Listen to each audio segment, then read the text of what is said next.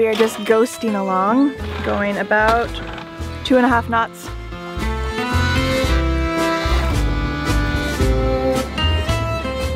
We left Ajaccio early in the morning, setting the sails towards Antibes on mainland France. The crossing would take about 30 hours, but time is always a bit unpredictable on a boat. I felt happy. The sun was shining, but the temperature was still cool, the seas were flat, and there was just enough wind to set the sails wing on wing and begin moving downwind. This is what sailing is about, after all. Setting off on a voyage, water tanks full, and pantry well stocked, ready to lose sight of the horizon, even if only for a while.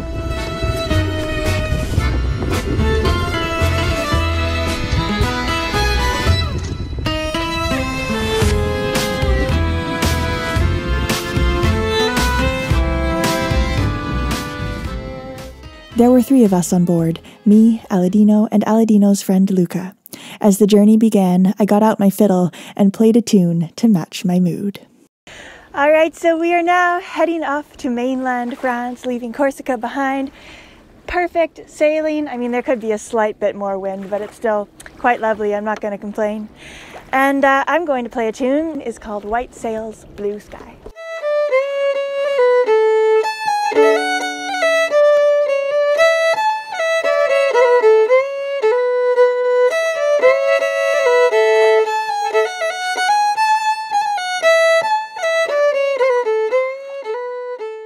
The joy of an overnight passage.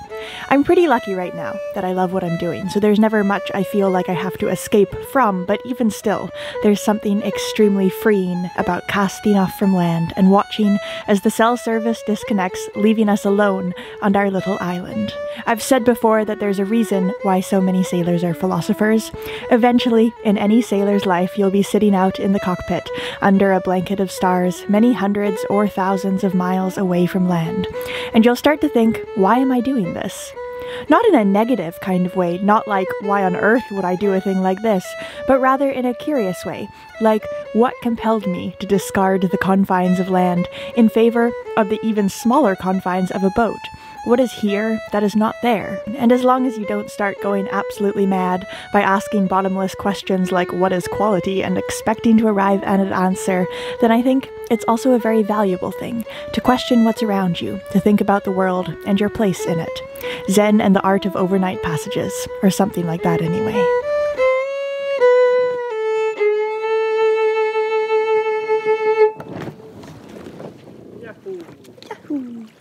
The wind changed throughout the day. After a morning of lounging around, listening to podcasts and reading books, Looks like a bit of action again, but the action is quickly followed by disappointing wind. We'll see if we can actually move with this. Yeah.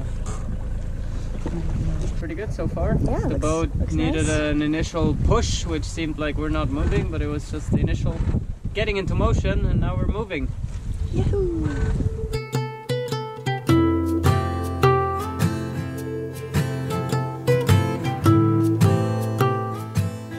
We were going slowly, but speed is never the point of cruising. We'll always get there when we get there. There's no one waiting for us at the next port.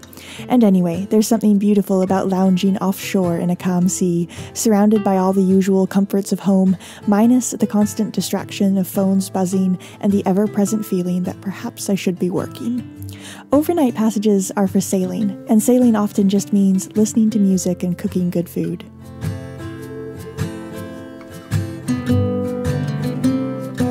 Yeah, just enjoying ourselves. Aladino just prepared a little snack, and we're playing some cards. And the sails are flapping a little bit, but it's not too bad yet. It's not too bad yet. We'll see. When it gets worse, then we'll probably take him down and put the engine on. I had a craving for pretzels, so I'm gonna try and make some German soft pretzels. I haven't really done this before, and I don't have a recipe, but we'll see. They might taste okay. I don't know if they'll taste like German pretzels, but I think they'll be good anyway.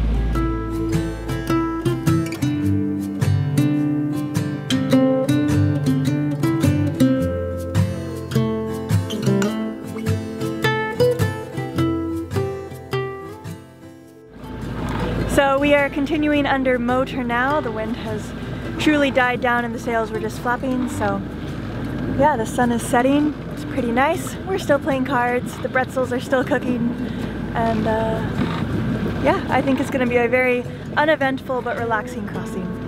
Are you hoping for a fish tonight, Deanie? I am, for sure.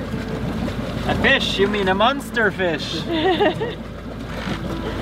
is a fish here? So we have been becalmed for a large portion of the day, and I've been sitting here playing some tunes, writing some tunes, and I just wrote these lyrics, and I thought I'd share them with you because they're quite relevant to our current situation. Ooh, we set out with such high hopes to sail with the wind. We figured straight from Corsica to mainland, wing on wing. We'd set out from the anchorage and pulled the sails up. And as soon as we did all that, the wind just dropped.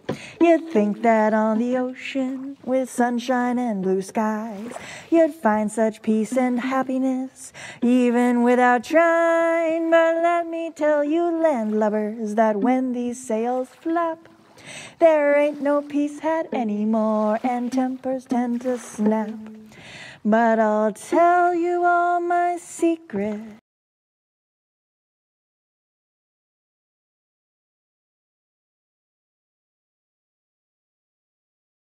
Are quite pleased to sit around and go nowhere, to hang out all day long. So if you find yourself becalmed, just sing some silly songs.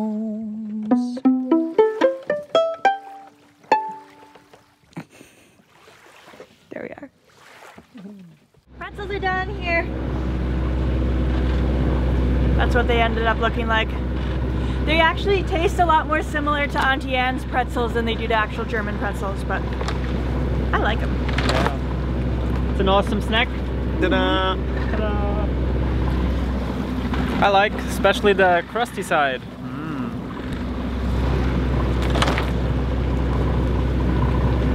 Good job.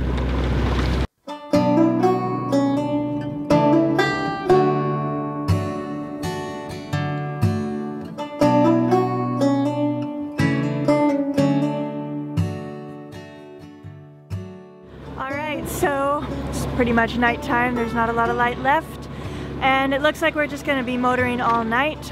We've just set our watches, so Aladino is up from 9 to 12. He gets the night shift. Luca is from 12 to 3, and then I have from 3 to 6. And then Aladino will replace me again at 6 in the morning. So yeah, that's the night, and as I'm sure you can tell from the quality of this little clip right here, we probably won't film a lot at night unless something exciting happens, but if we're just going to be motoring, chances of something exciting happening are relatively low. We stood our watches and then morning came. There's really something special about morning on a passage. When I lived on land, I scarcely noticed morning. Morning was whenever my alarm went off. But when you're out in the sea, surrounded by water and nothing else, every morning feels like a small victory. The soft confusion of night is broken by first light on the horizon, and I always watch, excited as the world brightens. The stars and the moon at sea are gorgeous, but with the sun comes a sense of safety and courage, bursting into the world accompanied by a light show.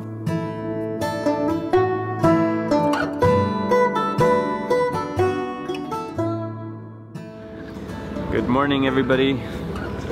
So actually we just changed shifts and it's 7, and the funny part is that Maya actually likes the sunrise shift, so we kind of try to make her have it, and I said, okay, come wake me up at 7 then instead of 6, thinking the sunrise would be somewhere between 6 and 7.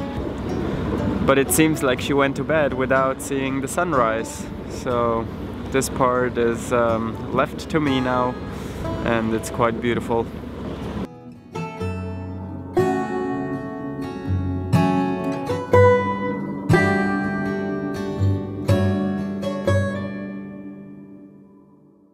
It was a really uneventful crossing. Not to say that the sea isn't beautiful, and the sunrise and the stars and the incredible amount of jellyfish that rise to the surface in the night, but we didn't see many ships. We just did our shifts, came out here, and everybody saw the same things and went back to bed, and the engine kept roaring. So yeah, from that perspective it was uneventful. And now we're 25 nautical miles out. The breeze, or the last sign of a breeze, has also died, so we will definitely be motoring the rest, I think. And that gives it about 5 hours to go. We shall arrive for lunchtime.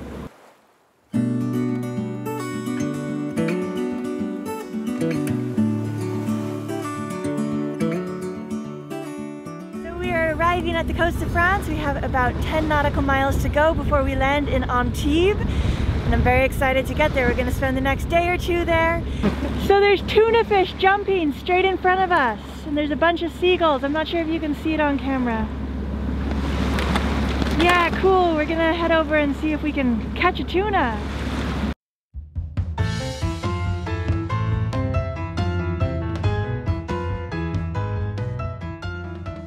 The tuna jumped clear out of the water, likely feeding on smaller fish. Not to miss out, the gulls swooped around them. This, too, is what going a bit farther offshore is all about. Especially in the Mediterranean, all of our encounters with larger denizens of the sea have occurred at least a few hours away from land.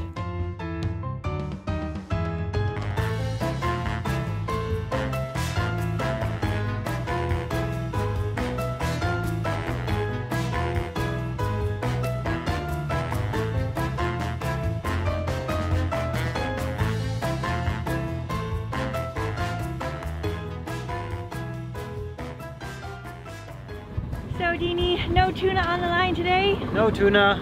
That's alright. But it was a pretty nice spectacle. It was so cool. Yeah, wow. And I thought they would disappear way quicker when we approached because of the noise and everything, but they were jumping right in the middle of, in between us. So cool. We are arriving in Antibes. Woohoo! We made it! We made it! It wasn't a big struggle, but here we are. Basically just been motoring the whole trip, but it's been very calm, which is nice, so we were able to sleep, and I don't actually feel as exhausted as sometimes I do after crossings, which is excellent, and having 3 people for the watch rotation also really helped. So here we are. I'm excited to see Antibes. I've seen it once 2 years ago. I came here with my girlfriend. We were traveling around together, and yeah, we'll show you around.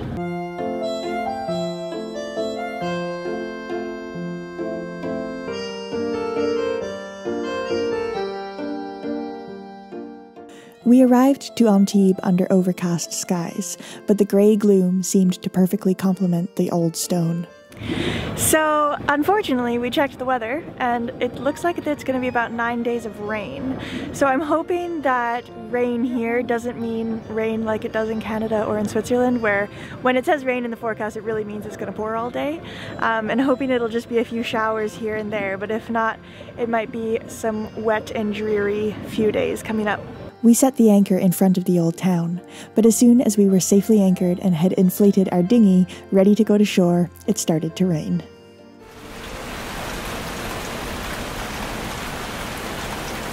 Oh, what do you think about rain? So joining.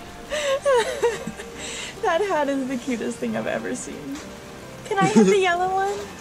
Yeah, of course. Okay. I love these hats. They're so cute. Are we the cutest little weather sailors ever? You decide. It is dripping wet. And so we headed off to town, adorned in rain gear, feeling like we had in some small way earned the privilege to be here. And that's really the beauty of sailing. Every port, even the mundane ones, feel more exciting when you arrive from the water. After a few nights at sea, perhaps some storms and perhaps some calms, perhaps some whales and perhaps some fish. It feels like you earn your landfalls, and you feel all the more grateful for the sweet smell of land when it appears on the horizon.